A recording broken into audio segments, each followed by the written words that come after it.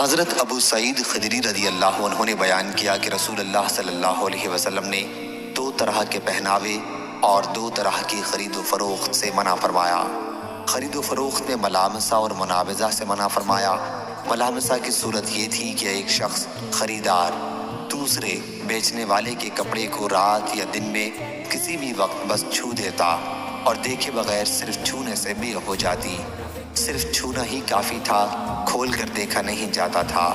منابذہ کی صورت یہ تھی کہ ایک شخص اپنی ملکیت کا کپڑا دوسرے کی طرف پھینکتا اور دوسرا اپنا کپڑا پھینکتا اور بغیر دیکھے اور بغیر باہمی رضامندی کے صرف اس سے بیع منعقد ہو جاتی۔